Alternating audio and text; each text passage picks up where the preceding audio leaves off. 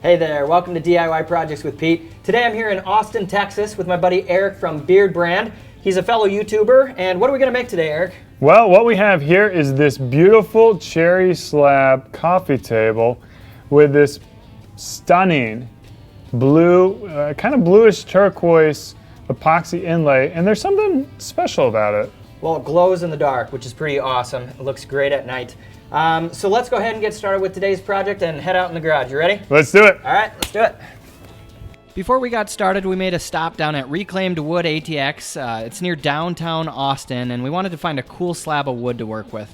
Ben, who's one of the owners, he helped us out, and we found a nice piece of cherry to work with that had a lot of character, so we loaded it up and then got to work.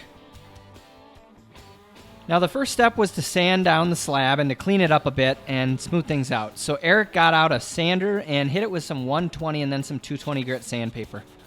Then we lightly hand sanded the sides to smooth them out a bit. We wanted to leave a lot of the character and texture, so we didn't sand the sides that much.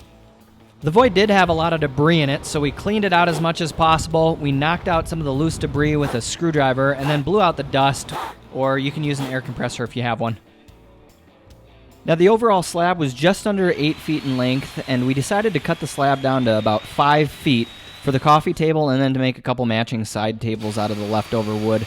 We used a miter saw for this part of the project, but a circular saw could work as well depending on the thickness of that slab that you have. We sanded down the boards and then fixed any areas that needed a little additional attention with some fast cap 2P10 glue. This stuff is awesome and it dries almost instantly. It's just a great way to reattach loose parts of the slab and to fix anything else that you might need to.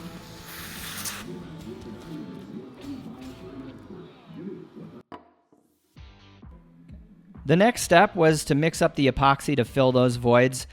This is a basic 2-part epoxy resin kit from the hardware store that's often used for bar tops.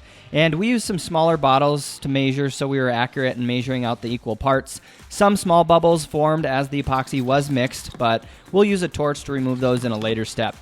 We did add a few drops of blue dye to give it a turquoise color. I've seen all sorts of really neat projects on Pinterest with that glow-in-the-dark epoxy, and I had never used it, so I researched it a bit and found some blue glow-in-the-dark powder made by a company called Techno Glow that I bought on Amazon for about $10. Add it to the epoxy according to the instructions. You want to mix it well so it gets distributed nice and evenly in that epoxy.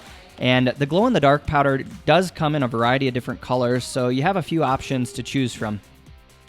Then we slowly poured the epoxy into the big void. I haven't worked a whole lot with epoxy, so it was a bit of a learning experience, but I'd have to say that overall it was pretty easy to work with, and it does set up fairly quickly, so you'll want to make sure that you have all your tools and supplies ready for exactly when you need them. Try your best to keep the epoxy from overflowing or from getting onto other parts of the wood. You can always sand and even use different polishing techniques once it's hardened, but the more careful you are, the less cleanup you'll have to do. I found that a plastic putty knife does work pretty well for getting the epoxy into some of those smaller voids. Use a torch or some form of a heat source to quickly remove the bubbles. Make sure to do this while the epoxy is still in its liquid form, because once it starts to set up, it's too late to get those bubbles out. So if you do need to add a little extra epoxy to get it flush with the top, feel free to do so. Then use the torch to continue removing any more air bubbles, and it only takes a split second for that heat to remove those bubbles. Once you're happy with the epoxy, you'll want to let it cure at least overnight, and in the meantime you can pick up the supplies for the base.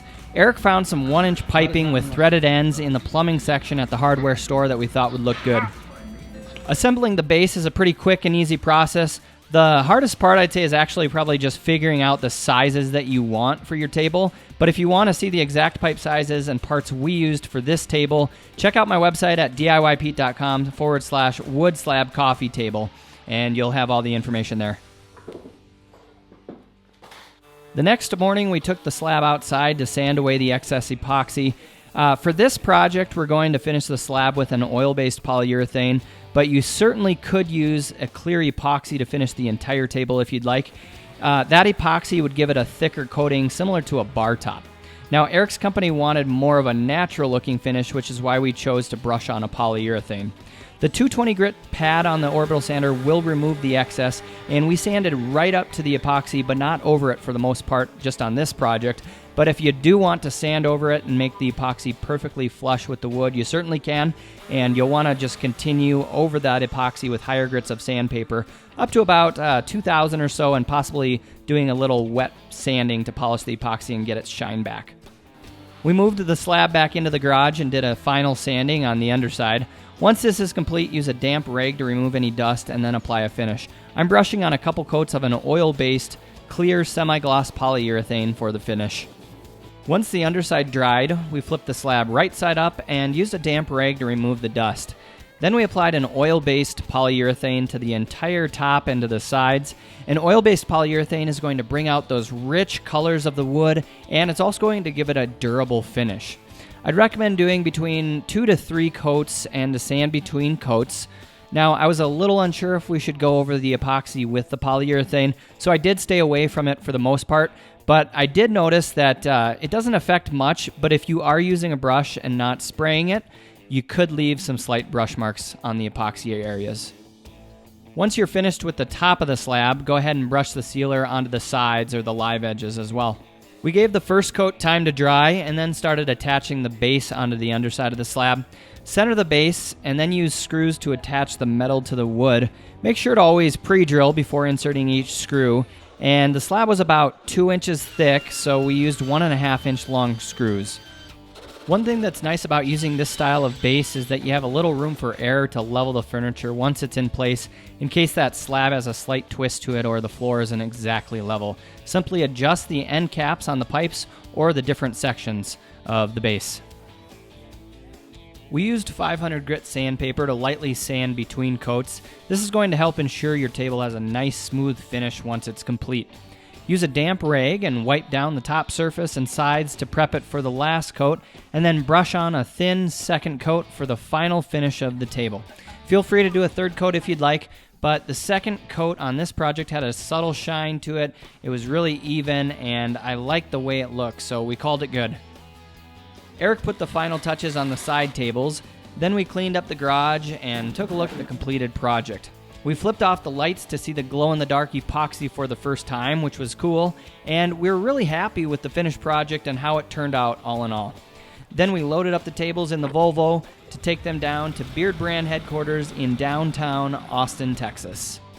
I thought Austin was a really neat city to visit. You know, the people were great, they had some of the best brisket I've ever had in my life, and the nightlife and the music scene was a blast.